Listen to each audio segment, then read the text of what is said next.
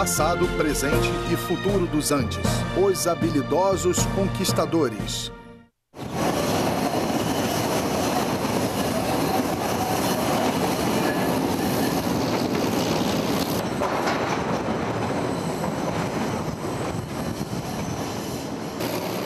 Estamos andando de trem a uma altitude de 3.200 metros acima do nível do mar. Este trem de 6 vagões está traçando um caminho sinuoso pelo coração dos Andes.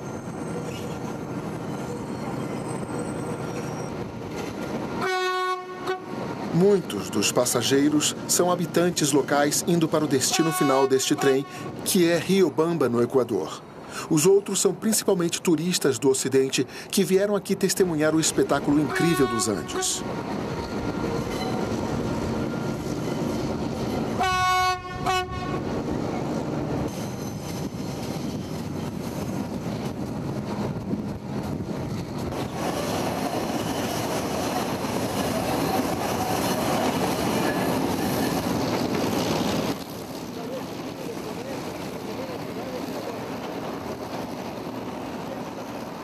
Este trem partiu das regiões montanhosas, mas está indo para altitudes mais baixas.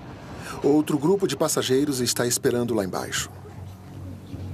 A pequena parada é uma cidade indígena a caminho do destino final do trem, Riobamba, no Equador. O trem passa somente a cada 3 dias, mas as crianças animadas esperam o dia todo na expectativa.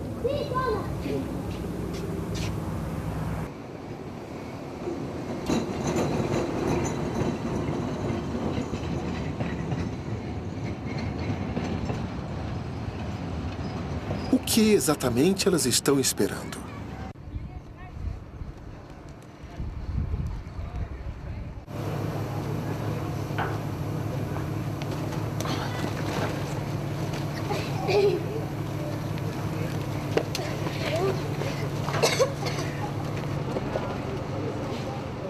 Um garoto surge vitorioso nessa batalha por gostosuras vindas do trem.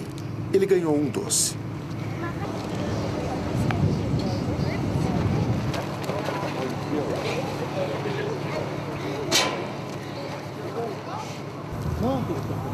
Os doces jogados pelos turistas que ali passam são o único lanche disponível para as crianças nesta cidade.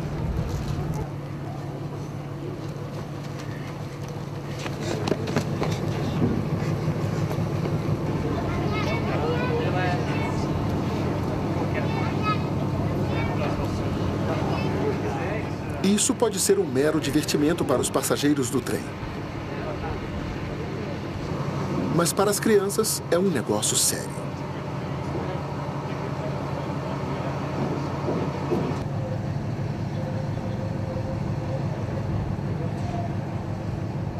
Está na hora do trem partir. Elas terão que esperar 3 dias para ver o outro passar.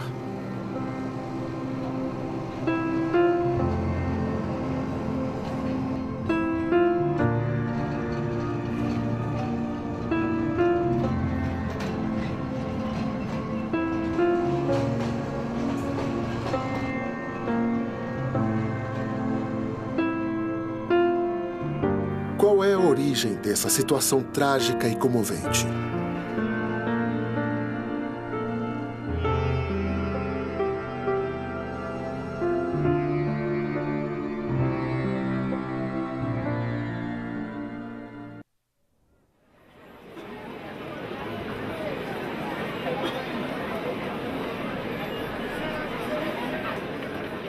Todos os anos, no dia 24 de junho, a cidade de Cusco, no Peru, organiza o maior festival dos Andes, uma comemoração chamada Inti Raymi.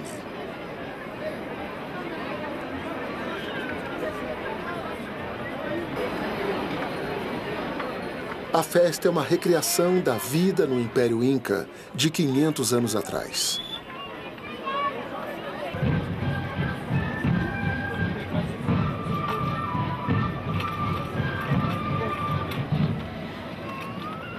O Império Inca foi o lar de 25 milhões de pessoas.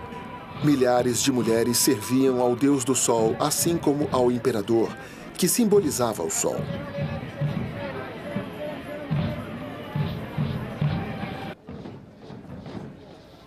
O Império Inca foi o maior dos Andes, ostentando 100.000 soldados.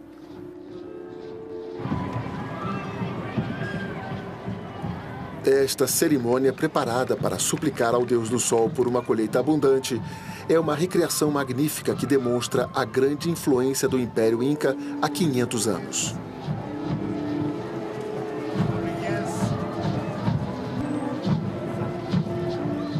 O Império Inca era um território vasto e próspero que dominava os Andes. Sua ascendência se deve ao imperador Pachacuti IX. As pessoas ainda gritam com entusiasmo o nome desse líder reverenciado.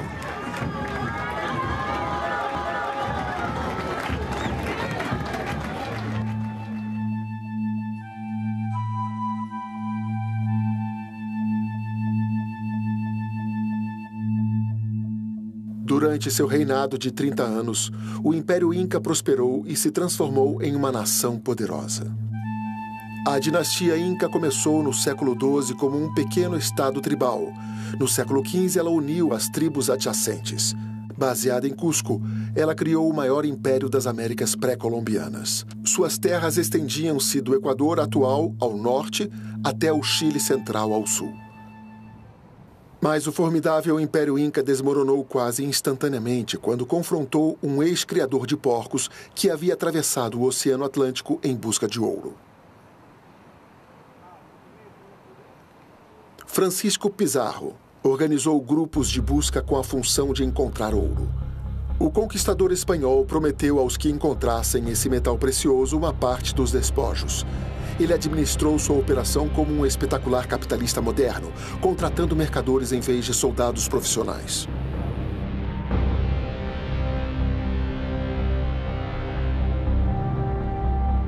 Sua ambiciosa tomada do poder foi planejada durante anos. Ele saiu da Espanha e passou 4 anos no Panamá, a passagem para os Andes. Lá ele montou uma comitiva, uma expedição militar de 180 pessoas e seguiu para a América do Sul. E por fim eles chegaram a Cajamarca. Pizarro concordou em conhecer o imperador Inca Atahualpa em 1532, aparentemente para entrar em negociações. No entanto, desde o início, Pizarro tinha segundas intenções e analisou estrategicamente seu adversário. Um padre que acompanhava Pizarro implorou ao imperador que aceitasse a fé cristã. Sem saber da existência dela, ele se recusou. Pizarro atacou o contingente real Inca em uma emboscada e sequestrou o imperador. Novembro de 1532, o imperador Inca tornou-se prisioneiro de Pizarro.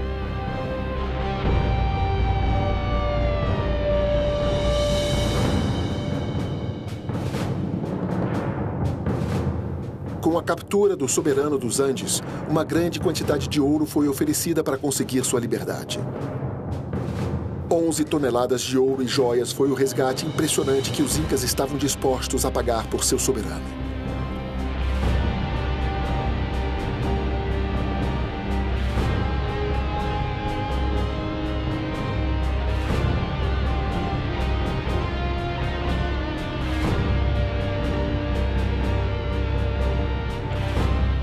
Apesar dos incas terem generosamente se submetido às exigências de Pizarro, o imperador não foi solto, resultando em uma batalha em Cajamarca. Pizarro tinha apenas 180 soldados. Eles enfrentaram mais de 6.000 soldados incas. No entanto, conseguiram vencer essa força superior com apenas 180 homens. Primeiramente foram os cavalos. Os conquistadores espanhóis apareceram com os cavalos e tudo foi tão repentino que causou uma surpresa. Foi algo violento contra a população. O cavalo bufava, saltava e empinava e afugentava todo mundo. Isso foi um impacto emocional, um impacto psicológico para a população. Até mesmo o povo inca, que se controlava para mostrar que tinha dignidade, não teve como esconder essa grande surpresa.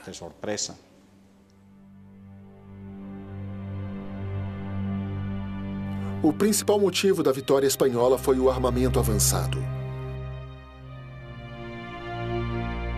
Na época desse confronto, os incas usavam armas feitas de bronze.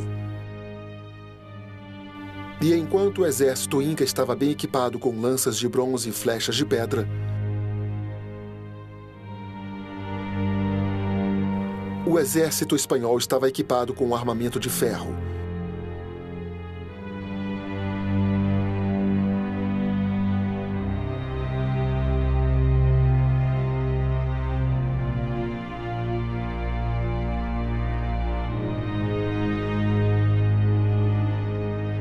E eles tinham potência de fogo.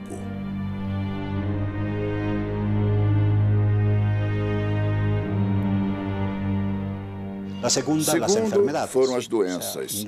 Sem dúvida, as doenças dizimaram a população indígena, porque eram doenças contra as quais eles não tinham defesa. Eram doenças que vinham da Europa e os espanhóis eram apenas os portadores delas. E, por fim, a última que devemos levar em conta foi o colaboracionismo. Eles entraram desde Cajamarca, acompanhados de várias populações indígenas, como os Tariares e os Cachapoias. Atahualpa, o último soberano do Império Inca, foi executado pelo crime de adoração a deuses pagãos. Com sua morte, o Império Inca também teve um fim repentino.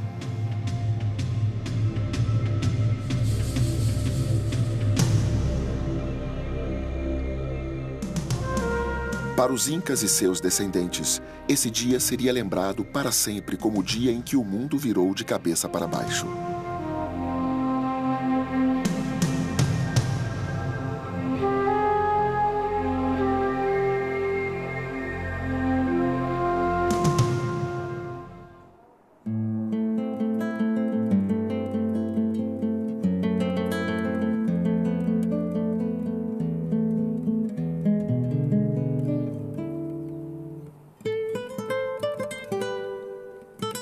Com sua própria visão em mente, os conquistadores espanhóis reconstruíram a capital do Império Inca, que havia sido incendiada em grande parte durante o conflito. Um conjunto de ruas e estradas convergiam ao redor da Plaza Grande no centro da cidade. Todas as cidades da América do Sul construídas pelos espanhóis foram organizadas em um padrão hierárquico focado em uma praça central. A área logo ao redor da praça foi destinada aos conquistadores. O resto foi ocupado pelos europeus, mestiços, que são uma mistura de europeus e índios, e outros grupos que chegaram nos últimos 500 anos. Mas onde, então, alguém encontraria o povo indígena de raça pura?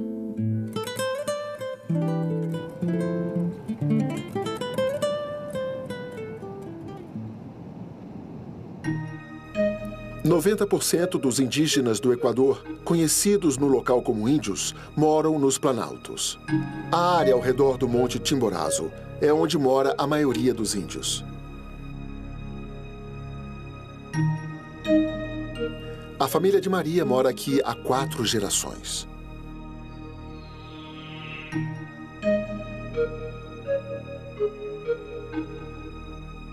Assim como outras índias que são férteis, Maria tem 8 filhos.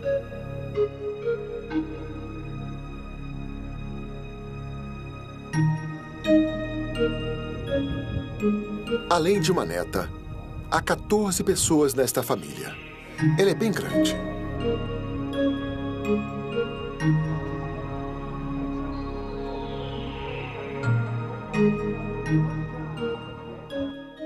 A forte luz ultravioleta, as condições áridas e o vento incessante são seus adorados vizinhos. O vento que uiva durante o ano inteiro significa que as flores selvagens são pequenas e rentes ao chão.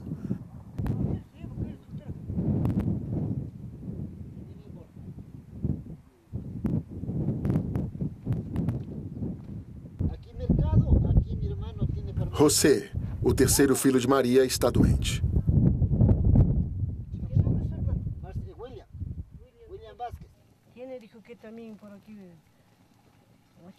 Mas não há nada que ela possa fazer por seu filho doente.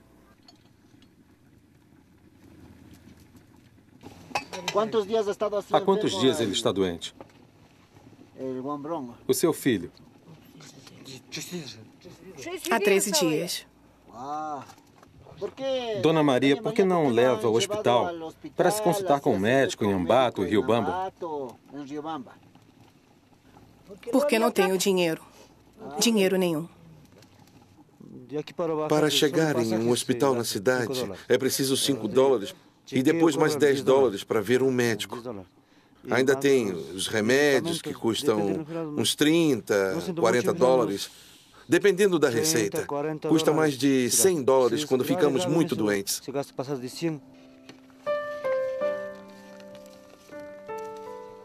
As batatas ricas em carboidratos são consumidas em todas as refeições.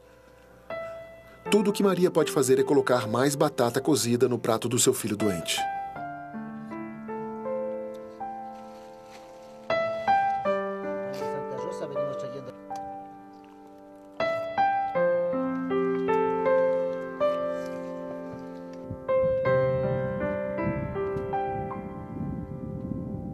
O cultivo da batata é a fonte principal de renda da família de Maria.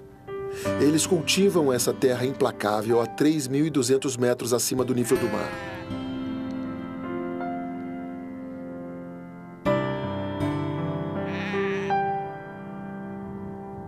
A agricultura nas montanhas andinas não gera muita renda. O solo e o clima são inadequados para o cultivo.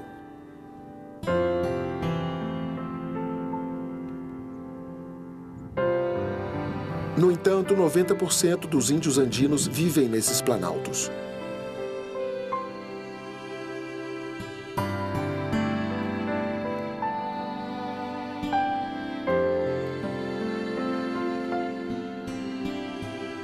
Esta garota do interior está usando um pingente católico. Imaginamos onde ela o conseguiu.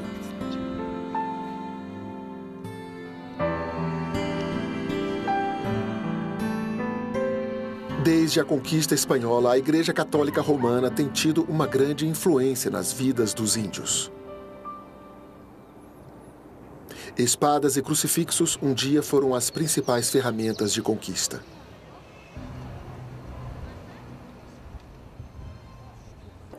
No século XVI, os espanhóis instituíram algo que se chama encomienda. E isso basicamente significa que os nativos tinham de oferecer tributos, principalmente com trabalho, mas também podia ser dinheiro ou produtos, em troca da evangelização. Então, um encomendeiro era uma pessoa que tinha em seu comando um grupo de nativos que iam ser evangelizados. Mas, em troca, porque estavam recebendo esse serviço, eles precisavam oferecer tributos. Esse esquema parecia um acordo estranho em troca de trabalho para a conversão ao cristianismo. Como um pacto desse pôde ser aceito? A principal intenção dos primeiros conquistadores espanhóis que chegaram na região era encontrar ouro em Eldorado, um lugar lendário que eles achavam que estava localizado nas profundezas das gargantas dos Andes. Para avançar na exploração, os conquistadores se aproveitavam do trabalho dos indígenas sul-americanos, obrigando-os a obedecer usando o poder e a violência. Eles tratavam os nativos como escravos, geralmente cometendo assassinatos violentos. Muitos índios morreram por causa das dificuldades na exploração da selva.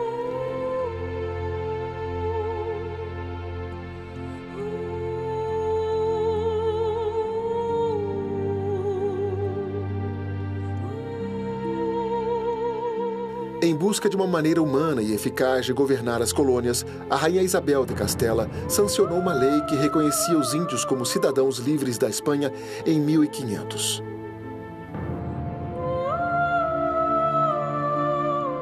Mas os conquistadores queriam o trabalho gratuito e foram contra o decreto da rainha. Eles exigiram um compromisso segundo o qual converteriam os índios ao cristianismo.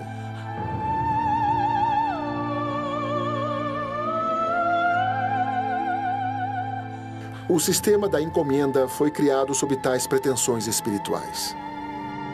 Como, então, os conquistadores conseguiram exigir a obediência dos índios que entraram em contato com a fé católica pela primeira vez? Disseram a eles que tudo que haviam feito antes era errado E que então eles iriam receber algo diferente. Na verdade, eles iam estar certos. Eles iriam viver da forma correta. O sistema resultante exigia a mão de obra dos índios de uma forma muito mais exploradora que o sistema escravo. Ao contrário dos escravos, os índios eram tratados como seres descartáveis.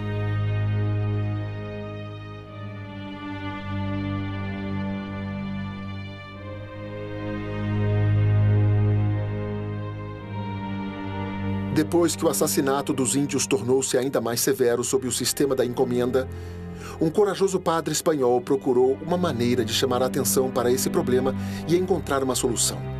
Com um relatório rigoroso, o padre Bartolomeu tentou informar os espanhóis sobre a carnificina cruel que os índios sofriam com o sistema da encomenda. Seu livro descrevia cenas vívidas e descrições de massacre e carnificina nas mãos dos conquistadores.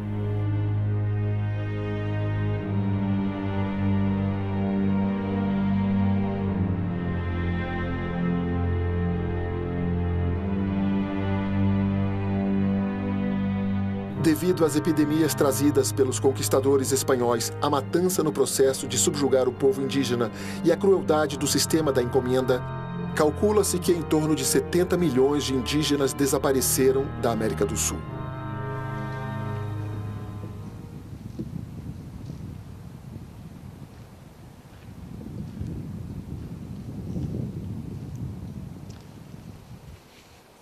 A hacienda é uma grande plantação na América Latina, com um local de residência para o dono.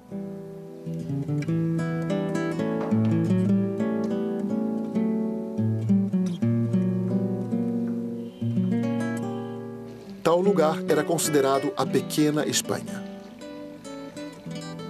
Os jardins e as construções da propriedade eram planejadas, decoradas e mobiliadas ao estilo espanhol. Após conquistar a região, a coroa espanhola concedia ou vendia as terras nas novas colônias para os colonizadores espanhóis. Vários espanhóis compraram uma grande quantidade de terras e construíram haciendas elaboradas. Eles controlaram essas propriedades por mais de 4 séculos.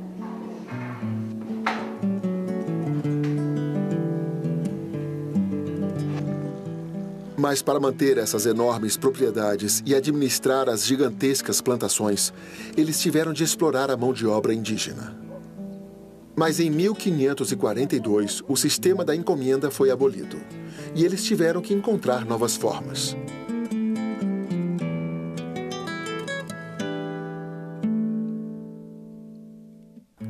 Os donos das plantações distribuíram terrenos menos produtivos para os índios e impuseram taxas a eles.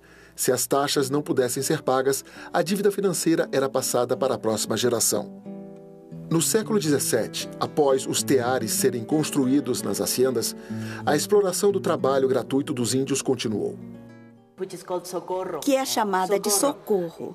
Socorro significa ajuda, mas na verdade significava que o dono dava algo para o nativo, mesmo que ele não quisesse ou não precisasse. Mas em troca, o nativo tinha de trabalhar. Alguns deles tinham de fazer mita. Eles eram mitaios. Então eles tinham de fazer isso por um período de tempo específico. Por meio da terra, comida e material, os espanhóis obrigavam os índios a usarem um sistema que os deixava afundados em dívidas. Essa exploração continuou até o século XX.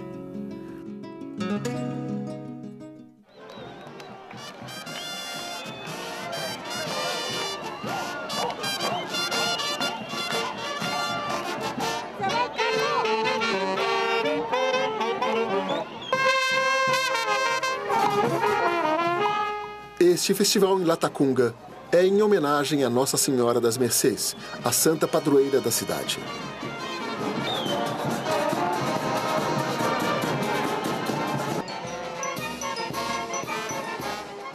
O festival inclui uma série de desfiles pela cidade.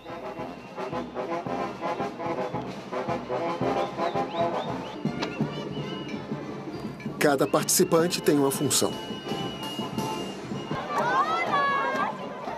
No final do desfile, tem um homem que carrega comida e bebida alcoólica para serem consumidos pelos celebrantes.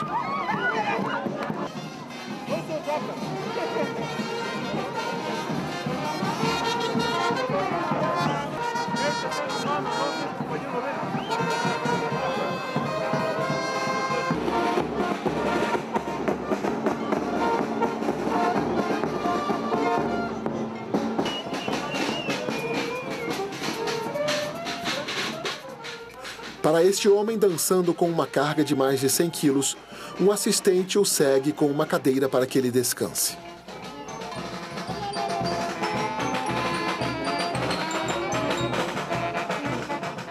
Todos os que levam uma oferenda à Nossa Senhora pintam o rosto de preto. Ei! É uma marca da escravidão. Cuidado aí, gente. Cuidado aí para não atrapalhar o desfile, hein? Hoje estou vestido de changueiro. Estou cuidando da changa. Todos os personagens têm uma função aqui. Não sou só eu.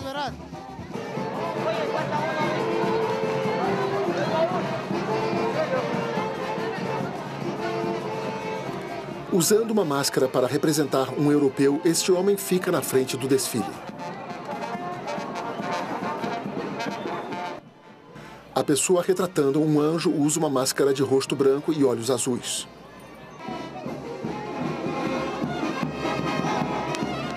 Os homens que sacodem as bandeiras estão protegendo aqueles do desfile que estão representando os soldados espanhóis ou outros europeus.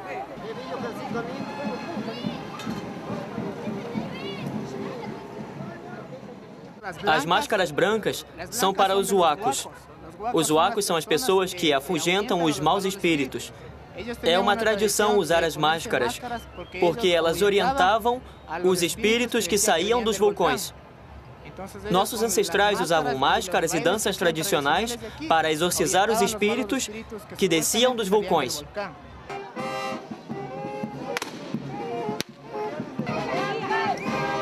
Guardas, anjos, conquistadores e colonos. São todos representados por rostos brancos.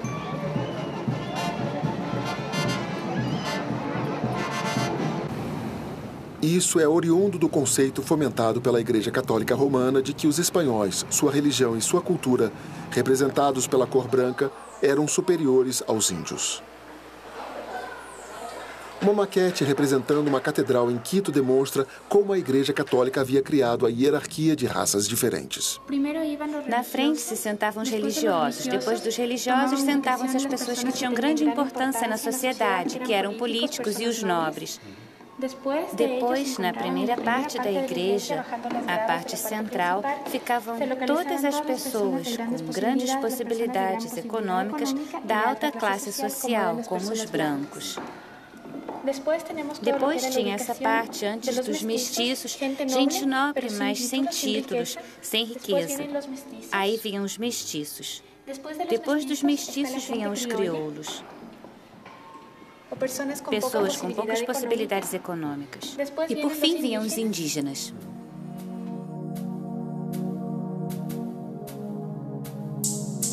Os índios ficavam todos nos fundos juntos com os cães.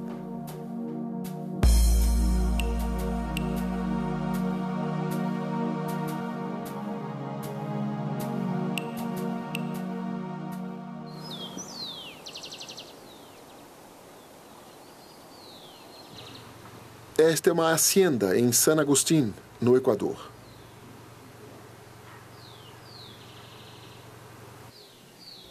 Esta hacienda um dia foi propriedade de um convento. Foi comprada por uma família da elite espanhola no final do século XIX.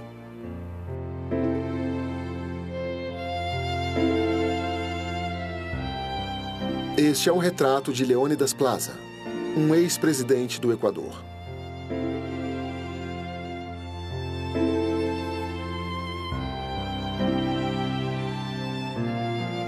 Este é o filho dele, Galo Plaza Lasso. 2 donos desta hacienda tornaram-se presidentes do Equador. Ele era de descendência europeia e gostava de touradas.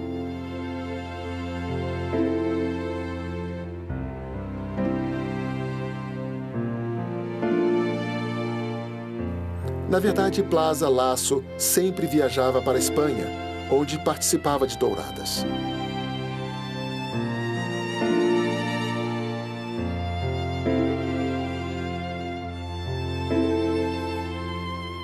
Essa família nobre comprou esta hacienda porque ela ocupa o mesmo local do Palácio de Atahualpa, o último imperador inca.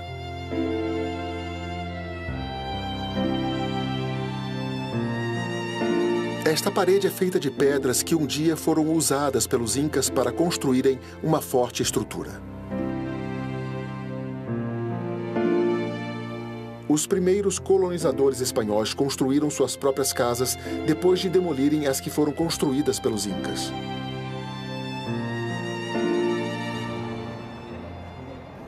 Este estilo de construção é encontrado por toda a América Latina.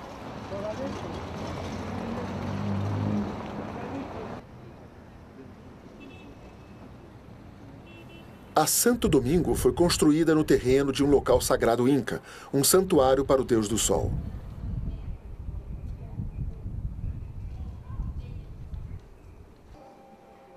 O método de construção não variava muito.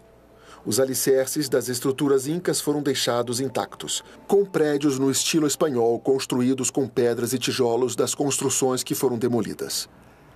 Os conquistadores espanhóis tentaram eliminar completamente os resquícios do Império Inca, criando novos monumentos sobre os dele. A ilha agora tem o nome de São Salvador. É que o nome dessa ilha foi trocado e ela passou a ser chamada de São Salvador. E quando se faz essa troca, você está matando as referências de um nome que, além disso, todos os nomes são consequências de uma história. Tem um processo. O mesmo acontece com as pessoas que tinham um nome em sua própria língua. Foram obrigadas a mudar para o nome em espanhol. O sistema colonial e o republicano destruíram todas as instituições indígenas, tanto no nível físico quanto no nível espiritual. Um dos objetivos do sistema colonial foi precisamente destruir a memória do nosso povo, de nossa cultura.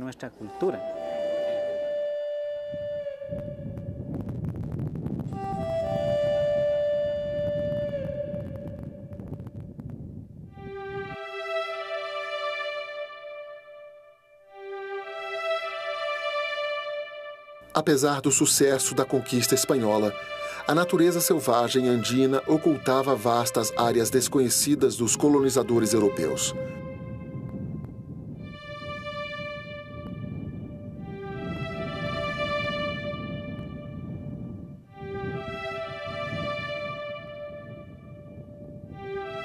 Porém, no século XIX, as áreas desconhecidas de grande beleza e natureza foram submetidas à exploração de venda. Alexander von Humboldt exerceu um papel importante na exploração da natureza selvagem andina. Com seu conhecimento da ciência, usada em grande quantidade em suas viagens e escritas, levou a uma exploração criteriosa da América do Sul. Em 1799, Humboldt organizou uma expedição de 5 anos para explorar a América do Sul. Ele deixou a Espanha, passando por Cuba e México. 2 anos depois, ele chegou a Cartagena, que fica na Colômbia. De lá começou uma odisseia que o levou pelos Andes até Lima, que fica no Peru.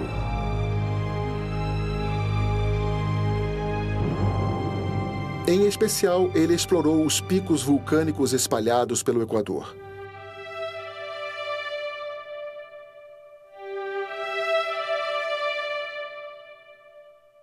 Ele alcançou a fama quando explorou o Monte Cotopaxi.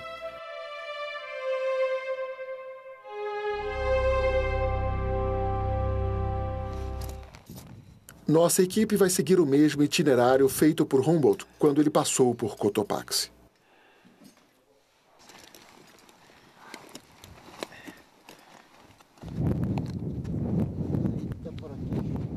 Curiosamente, só é possível fazer caminhadas por Cotopaxi à noite.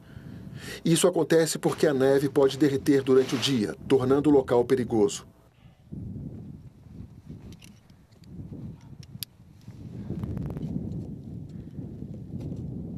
A caminhada começa de um local a 4.800 metros acima do nível do mar.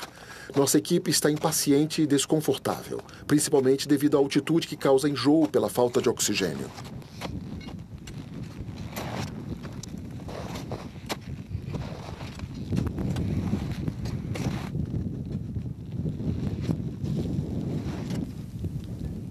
Um vento persistente soprando na escuridão a 10 km por hora causa preocupação. Assim como as rachaduras escondidas no gelo.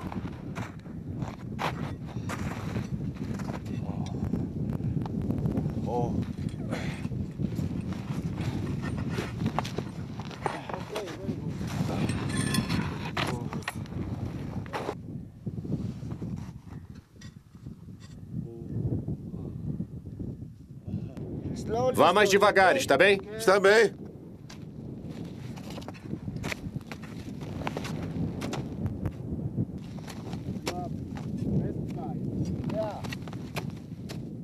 Sem superfícies planas ou declives onde pudéssemos repousar, a escalada continua em uma ladeira de 45 graus.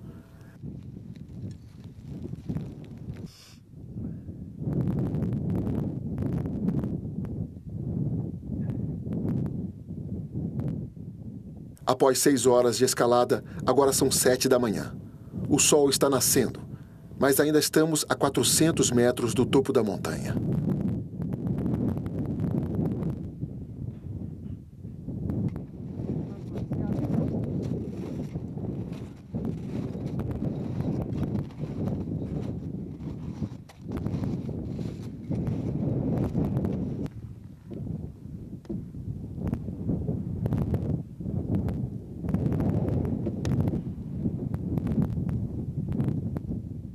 Quando a neve derrete, o caminho fica molhado, fazendo com que os pés dos escaladores fiquem presos na neve, impedindo-os de descer. A uma elevação de 5.400 metros, a equipe decide não continuar o resto da escalada. Mas daqui ainda podemos testemunhar as mesmas paisagens espetaculares dos Andes que Humboldt viu há 2 séculos.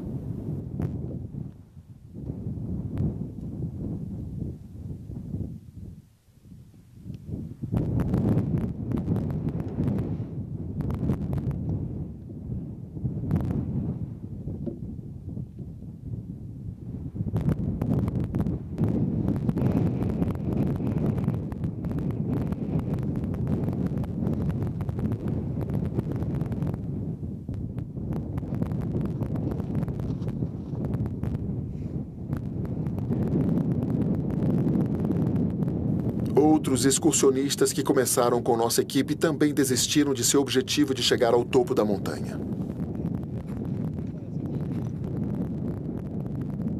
Depois de uma descida cansativa de 7 horas, com ventanias frias e temperaturas de quase 30 graus abaixo de zero, os pretensos conquistadores do vulcão estavam trêmulos e exaustos.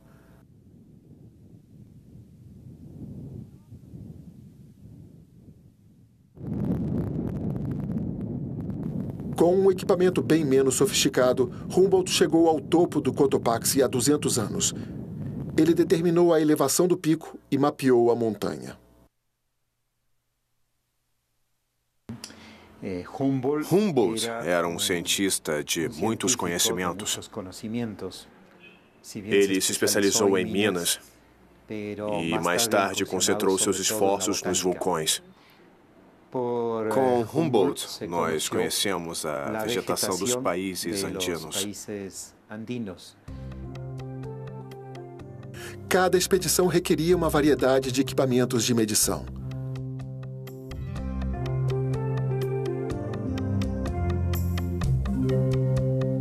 Ele determinou altitudes, pressão atmosférica e temperatura. Ele criou mapas da ecologia dos Andes, usando seu conhecimento em geologia.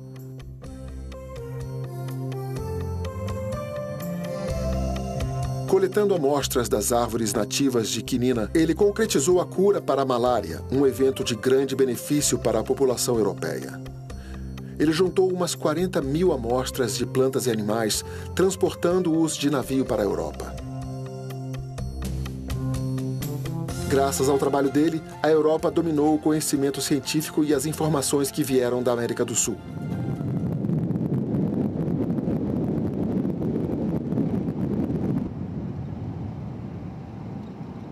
Por suas outras explorações andinas, Humboldt tornou-se uma figura conhecida mundialmente. Antes do Himalaia ser descoberto, Achava-se que o Monte Chimborazo, a 6.310 metros acima do nível do mar, fosse o ponto mais alto do mundo.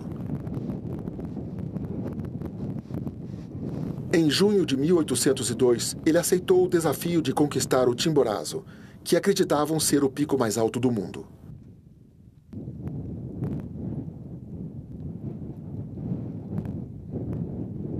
Ele mediu com sucesso a altitude do Chimborazo, mas não conseguiu chegar ao topo. Ele desistiu faltando apenas 480 metros para chegar até lá.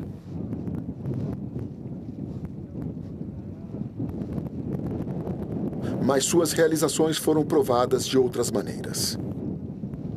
Ele completou os mapas das zonas climáticas do Chimborazo, analisando plantas e minérios encontrados no solo de acordo com a elevação. Esta foi a primeira análise científica da ecologia e geografia da América do Sul. Esta data inicial exerceu um papel indispensável na exploração europeia das riquezas da América do Sul. Quando Humboldt visitou o presidente Thomas Jefferson, entregou a ele mapas e informações sobre as minas mexicanas. Isso incitou a ambição norte-americana sobre os estados mexicanos. E os Estados Unidos, em 1849, se apoderou da parte norte do México. E chegou à capital, a cidade do México, obrigando o país a firmar um tratado de cessão de territórios. O estadista sul-americano Simón Bolívar, uma figura histórica chamada de O Libertador, por ter livrado grande parte do continente do controle espanhol, chamou Humboldt de o verdadeiro conquistador da América do Sul.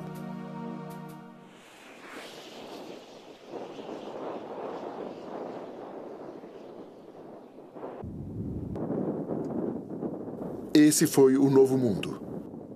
Mas durante 4 séculos, o continente quase primitivo da América do Sul foi explorado pelos europeus armados com um conhecimento científico da vasta região.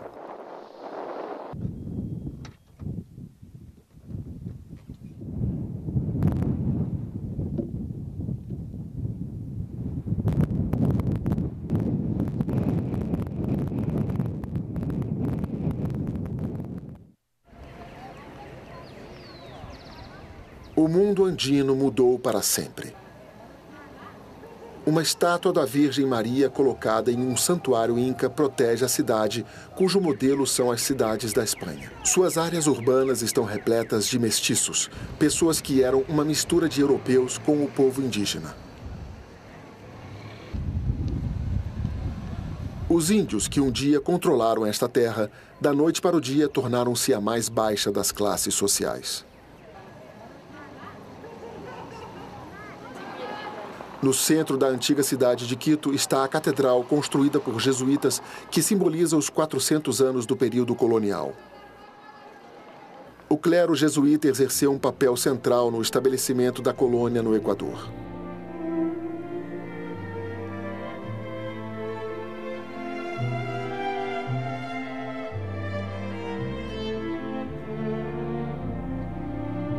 Demorou 160 anos para construir essa catedral dourada. A tecnologia desenvolvida pelos jesuítas durante o período colonial, os detalhes dos belos objetos enfeitados, o senso de devoção religiosa e a dedicação de um número incalculável de operários resultaram em um espetáculo esplêndido.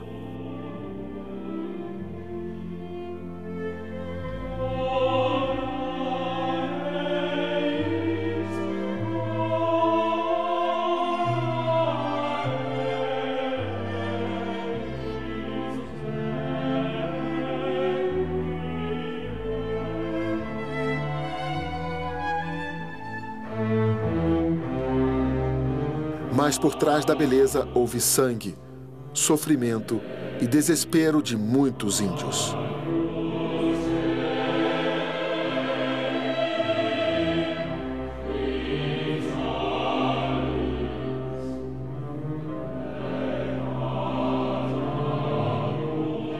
Como foi consumada toda essa história? Para quem e para que propósito esse novo mundo foi estabelecido?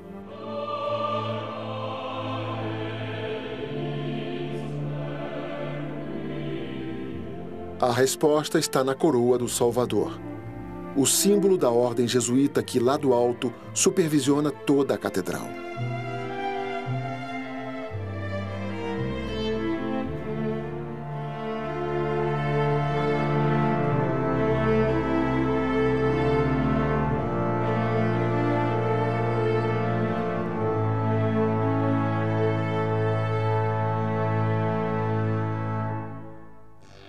No próximo episódio, o majestoso altiplano.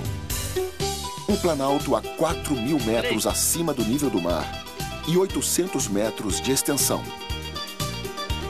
As aves, as riquezas dos minérios das montanhas e lagos andinos, suas cores e tons inimagináveis. A tribo Chipaya, sua incrível forma de caçar pássaros em pleno voo e toda a sua cultura resguardada a grandes altitudes.